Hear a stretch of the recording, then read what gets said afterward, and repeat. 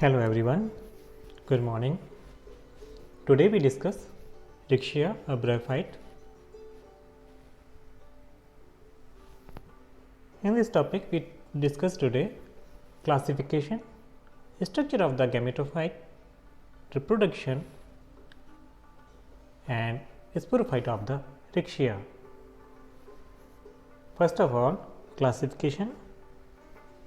Classification of Rickshaw are as division Bryophyta, class Hepaticopsida, order Marchantiales, family Rickshawceae and genus Rickshaw. The genus Rickshaw comprises about 138 species which are cosmopolitan and widely distributed both in tropical and temperate regions of the earth. With the exception of a single aquatic species, Rickshaw fluitans, all the other species are terrestrial. About 28 species of Rickshaw have been reported from different parts of India, and common species are as Rickshaw discolor, Rickshaw crystalline, Rickshaw pathincotensis, Rickshaw melanospora, Rickshaw faustii and Rickshaw gangetica.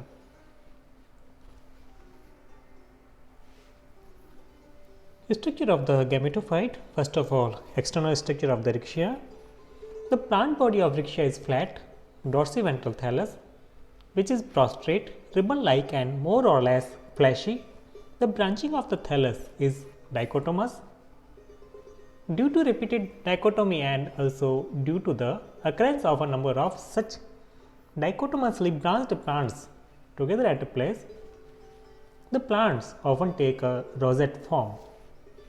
The thallus is usually green in color and each thallus is provided with a midrib in the middle portion which forms the apical notch at the tip. The ventral or lower surface of the thallus bears numerous multicellular hairs or scales and unicellular rhizoids of two types, smooth walled rhizoids and tuberculate rhizoids. Rhizoids attach the thallus to the substratum and absorb water and solutes from the soil. Internal structure. In this slide, let us see the dorsal and ventral surfaces of the Rickshaw. Internal surface. Internally, the thallus of Rickshaw shows tissue differentiation of various types. Storage region. The lower or ventral region in cross section shows colorless, compactly arranged parenchymatous cells without intercellular spaces. The cells of parenchyma tissue generally lack chlorophyll and contain starch. Therefore, the ventral region primarily constitutes the storage tissue. The lower portion of storage region is bounded by a single layered epidermis from which rhizoids of two types, smooth walled and tuberculate rhizoids, arises. The upper or dorsal region is photosynthetic region and is composed of chloroplast bearing cells arranged in vertical tiers. These tiers of cells are separated by narrow vertical air chambers. Each air chamber is generally enclosed by 4 rows of cells. Each air chamber communicates to the exterior by means of an air pore, which is a simple intercellular space bounded by 4 to 6 epidermal cells. The terminal cell of each chloroplast containing cells is colorless without pyrenoids and somewhat enlarged and forms the upper epidermis of one-celled thickness. Let us see the vertical cross section of Rickshaw. Upper photosynthetic region and lower storage region.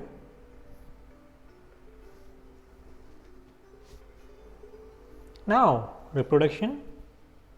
The thallus of Rixia reproduces both by vegetative and sexual process of reproduction. First of all, vegetative reproduction. Vegetative reproduction in Rixia takes place by the following processes: fragmentation, adventitious branches, persistence apices, and tumor formation. Fragmentation. It depends on the aging of the vegetative cells. The cells in the older portions die of old age and eventually disorganize. When the dead and decay of the older portions of the thallus reaches to the dichotomy, the young lobes becomes separated. Each of these by apical growth grows into a new thallus. Adventitious branches. In Rixia fluitans, special adventitious branches arise from the ventral surface of the thallus in the midrib region. They become detached from the parent thallus by the decay of connecting tissue and form a new plant. Persistence apices. In species growing in prolonged dry season, the whole plant die except the growing apices. The persistent apices resume growth in the succeeding rainy season. Tuber formation. It has been reported in Rixia perennis, Rixia discolor, Rixia vescata, and Rixia billardieri. The apices of the thallus lobes becomes thickened to form tubers at the end of growing season. With the advent of unfavorable conditions, the plant dies. The tuber remains dormant and resumes growth under suitable conditions. Now, sexual reproduction. Rixia is mainly homothallic, means monoecious, means same plant body bears both male and female sex organs. Male sex organs known as antheridia and female sex organs known as archegonia. When both the sex organs are present on the same plant body, known as homothallic or monoecious condition. Some species like Rixia discolor, Rixia frosti, etc. are heterothallic. In monoecious species, both archegonia and antheridia arise singly and each lies in the floor of a separate cavity. Antheridium. Each antheridium stands in a deep pit called antheridial chamber and is attached to the thallus tissue means of multicellular stalk. The antheridial chamber opens at the tip by a narrow pore called ostiole. The antheridium is an ovoid or pear-shaped body enclosed by a single layer of sterile jacket layer known as antheridial wall. Inside the jacket layer lies the numerous androcyte mother cells, metamorphosed into two sperms or spermatids or androcytes.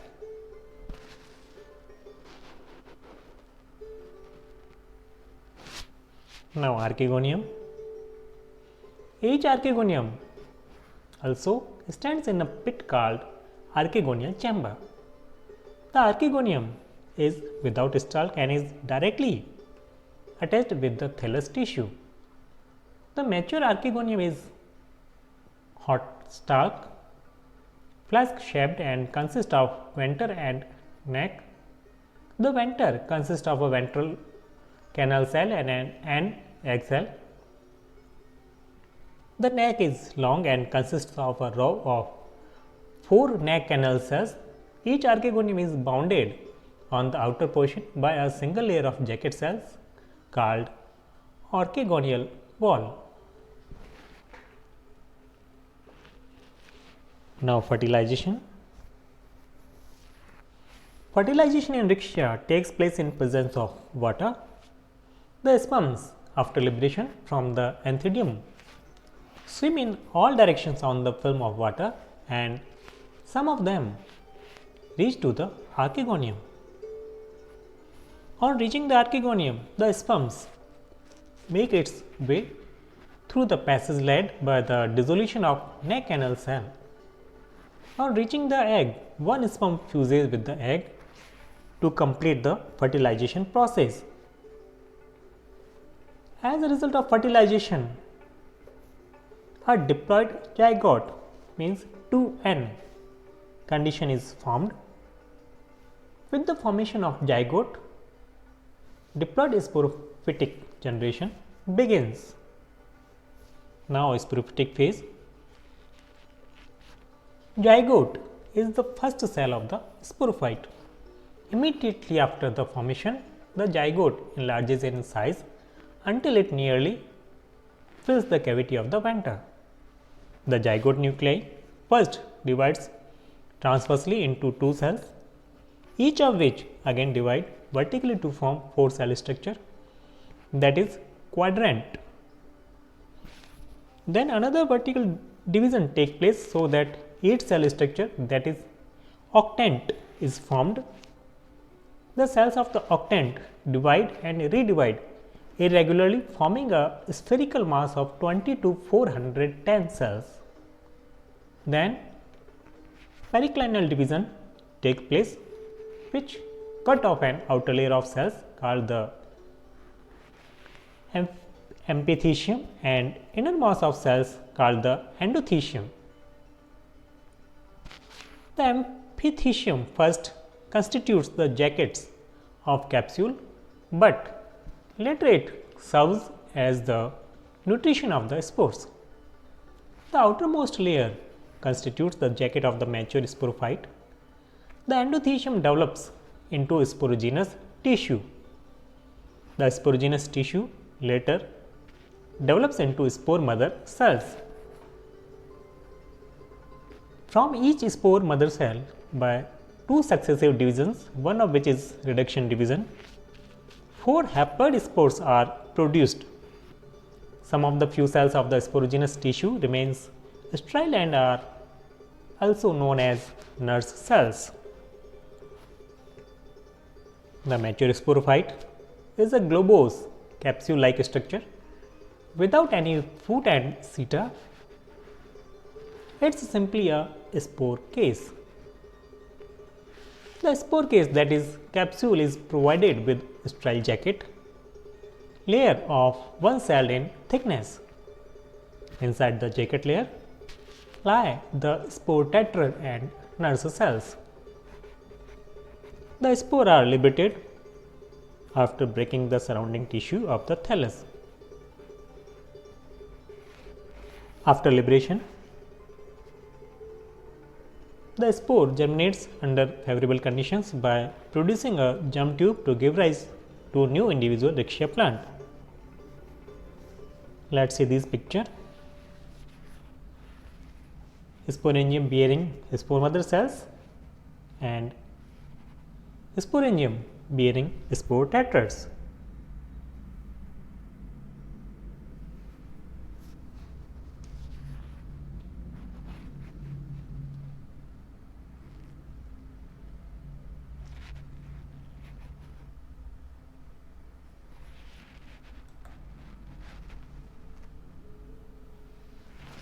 Now, dispersal of spores. Spores are not immediately dispersed in Riccia. There is no special method of dispersal. Spores remain inside the thallus for 1 year or so and disperse after the death and decay of calyptra and surrounding tissue. The spores are very small, that is 0.05 to 0.12 millimeter in diameter. They are haploid, uninucleate and pyramidal in shape. Each spore remains surrounded by 3 layers, that is an outermost ornamented cutinized layer called exosporium, the middle layer called mesosporium differentiated into 3 concentric zones, and the innermost layer called the endosporium. The endosporium is made up of cellulose and pectose.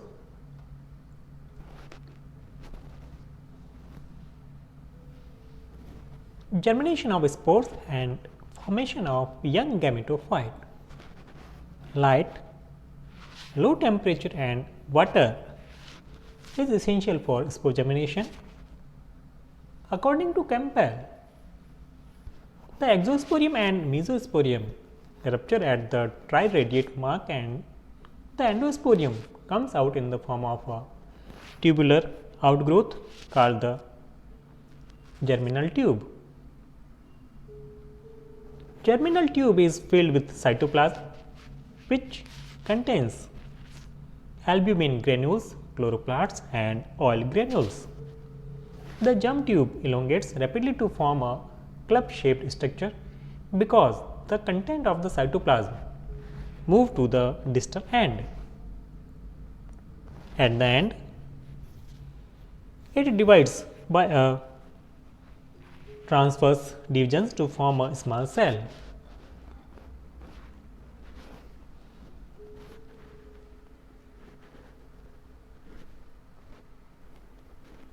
It again divides by a transverse division which is parallel to first division. Both these cells divide by two vertical divisions at right angle to one another and form two tiers of 4 cells each. This represents octant stage. The distal tier of 4 cells of the octant stage functions as an apical cell with two cutting faces. It cuts a number of cells on its left and right side to form the multicellular thallus. Along with these divisions, the first rhizode develops at the base of the germ tube. Many rhizoids develop later on from the multicellular thallus and fix it on the soil. This is the presentation of alteration of sporophytic and gametophytic generation in Riccia and diagrammatic representation of life cycle of Riccia. Thank you.